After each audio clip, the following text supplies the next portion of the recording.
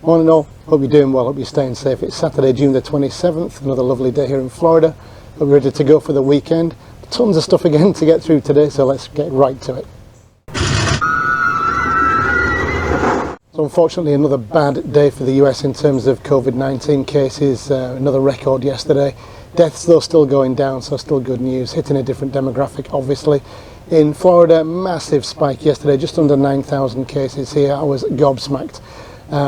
Didn't really affect the number of deaths, although it will lag potentially. I have included another new graph today, which is actually showing you the progression of deaths rather than just daily deaths. This one shows you the progression. So it's pretty linear, you'll see that. It's almost a 19% positive rate yesterday. That's still almost 1 in 5 people, not great. Florida, unfortunately, ranked number 1 in the nation yesterday for new cases. And Orange County ranked at number 2, just behind Miami-Dade in the state. Governor DeSantis had a press conference yesterday, still doesn't want to go with masks, said it would backfire, it wouldn't be a good thing, it would backfire. Jerry Demings, the Orange County mayor, has different ideas. He has reinforced the requirement for masks. Don't forget it is mandatory in Orange County. To further reinforce or do something actually in the state yesterday, an alcohol ban was put on all bars throughout the state yesterday for in-house consumption. You still can consume alcohol bought from those premises outside. That's had an effect on a couple of Disney Springs outlets, you'll see them. Don't forget, just to let you know, restaurants are exempt from this. If you derive more than 50% of your revenue from food, you can still serve alcohol indoors on the premises. Weather today, 36 degrees centigrade, which is 97 degrees Fahrenheit. It's going to be a warm one for the next few days as well, up to 98 degrees.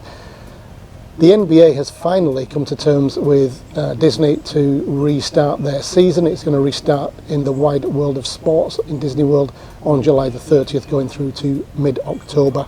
I've updated the Disney World Parks availability calendar now for both resort guests and for AP holders. AP holders could start reserving spots in parks from yesterday morning, and they did in droves.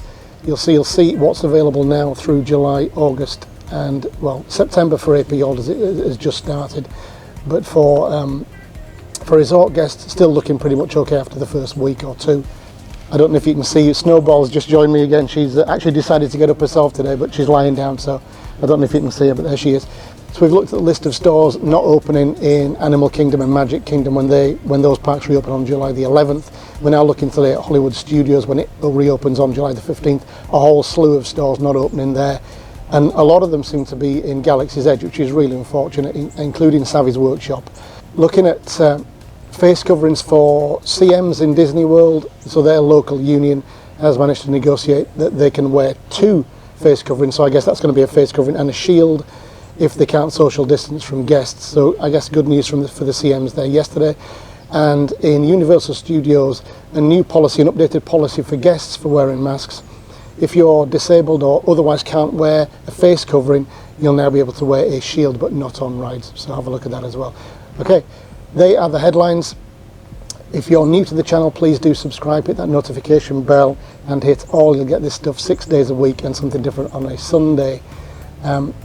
Before I get to the news in depth, I'm thinking about doing a live stream, which is going to be basically a Q&A.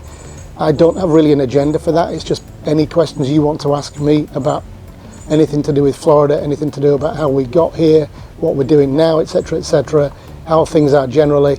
I'm kind of open for that discussion if you want to do it. Let me know.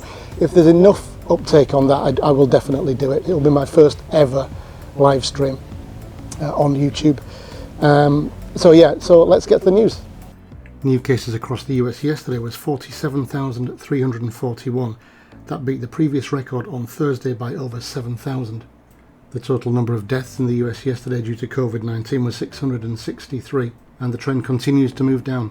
In Florida yesterday we had a massive 8,942 new cases. Our previous record on Wednesday was 5,511. There were 37 deaths recorded in Florida yesterday, which is around the same as it was on June the 2nd. This is a new graph that I want to show you, and it's the linear progression of deaths in Florida. Despite the number of cases fluctuating quite wildly, the number of deaths in Florida remains pretty linear.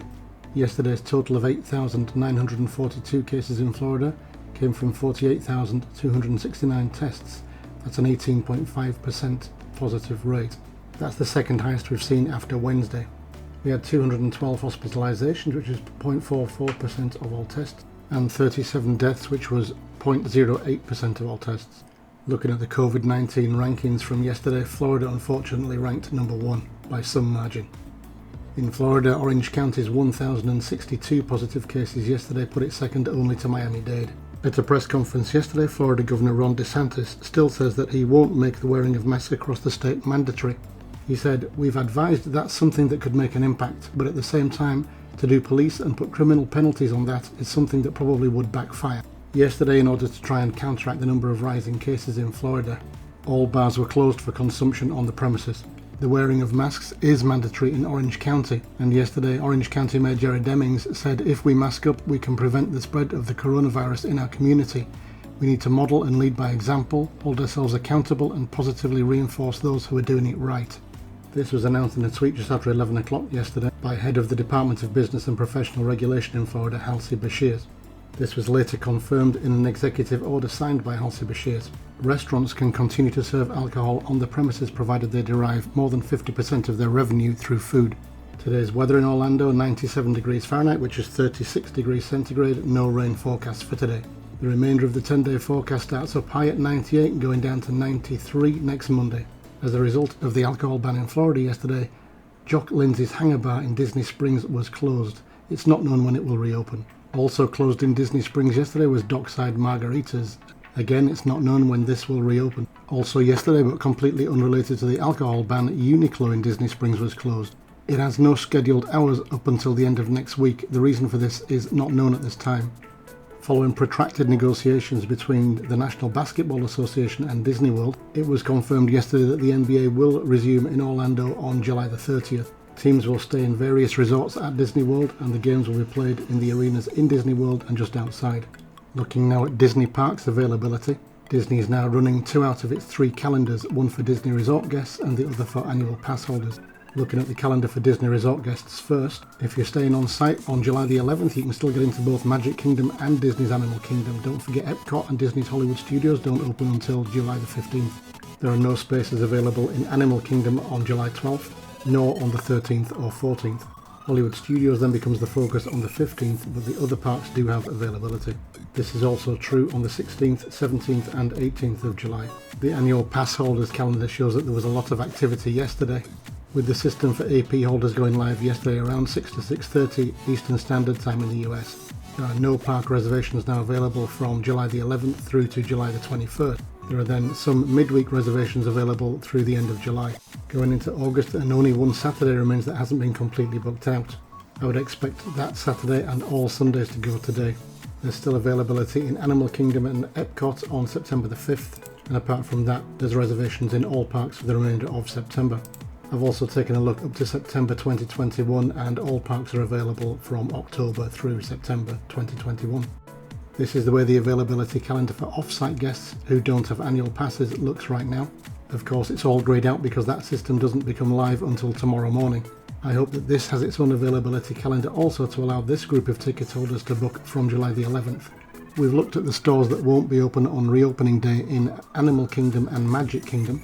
Here's the list of stores that won't be open on July the 15th at Hollywood Studios.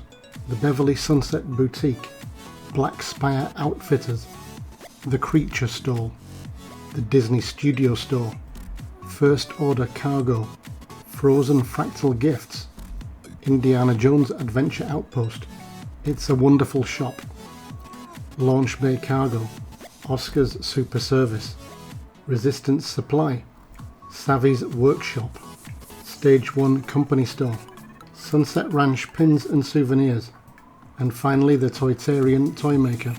The local 362 union in Orlando yesterday said that where social distancing is not possible for Disney World cast members, a second face shield would be worn.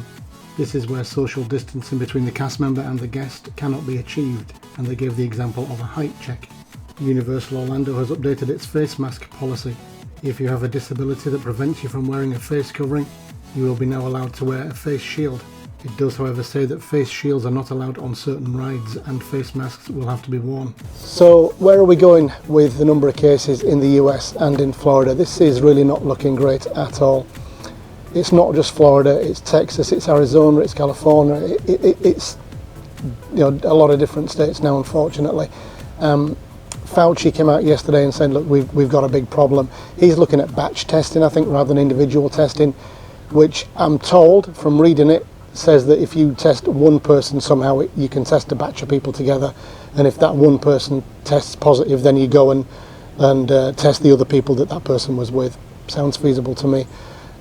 It's really not looking brilliant at the moment. Now, to reclose bars that have just opened like last week or a couple of weeks ago, that just shows you that things aren't good here. I would really think twice about coming here. If you're spending a lot of money coming here, I would really think twice. Even though there's no date yet for reopening borders, nothing from Europe, nothing from the UK in terms of being able to fly to the US, but look at what you're spending. It's probably a lot of money, and look at what you're going to get, which is maybe not the best experience that you were hoping for, especially for first time. I've said it before, I did like a half-hour thing on should you come to Disney World in 2020. I'm kind of upping that ante a bit now, because I said if you're a first timer, really don't come. You won't get the experience, and you won't, it isn't something you'll remember fondly.